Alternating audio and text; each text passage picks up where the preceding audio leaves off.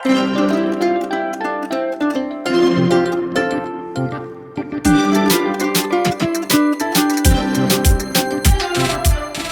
Everyone, आज आम बनाया जाऊे गोटे एनर्जी स्मूदीर रेसिपी जोटा कि बहुत ही सुंदर आ बहुत ही हेल्पफुल हम आपण मानू। तो भिडटी को लास्ट पर्यंत देखंतु। छोट भिडटे जमारू भी स्किप करंतुनी। तो फास्ट गोटे ग्राइंडिंग जार नवा, आम बड़ ग्राइंडिंग जार नवा। ता भितर मुझे ओभरनाइट बतुरा जाइथिबा मिक्स ड्राई फ्रुट्स गुड़िक ऐड करुच्ची। आपण चाहिए आपण अनुसार ड्राई फ्रुट्स ऐड कर पारिबे।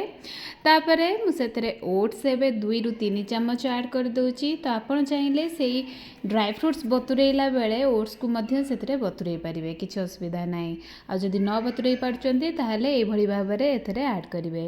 तापरे गोटे चम्मच पीनट बटर, तापरे गोटे बड़ कदली ऐड करची। तो मुझे 2 जनक पई करिची। जदि आपन को बेसी क्वांटिटी दरकार ताहले आपन 2टा कदली ऐड कर परिबे।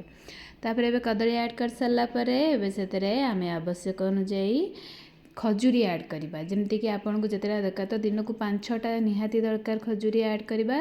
तो मुझे मंजी काढ़ी ऐड करिची। तो आप निश्चिंत भाव में मंजी तार काढ़ीदेवे, ना सेटा ग्राइंड होला बेले असुविधा हम।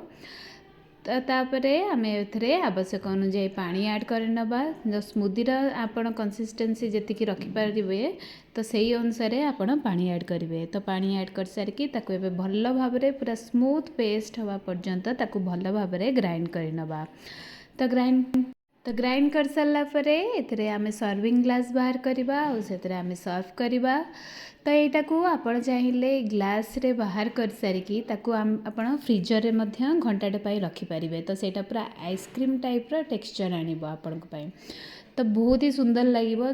तापर एबे आमे गार्निश करदबा पिस्ता रे। आउ एठी मु ब्लैक किसमिस ऐड करछि गार्निशिंग पई। तो आपण आपणको रिक्वायरमेंट अनुसार गार्निश कर पारिबे। तो याकू मु जेमती कहली फ्रिज रे अल्प समय पई रखिले त स्मूदी रो टेस्ट आहुरी बड़ भल आसीबो। आ जदि चाहिबे ताले आइस मध्य ऐड कर पारिबे। तो आज पई एतिकी, पुन देखा हबो नेक्स्ट वीडियो रे।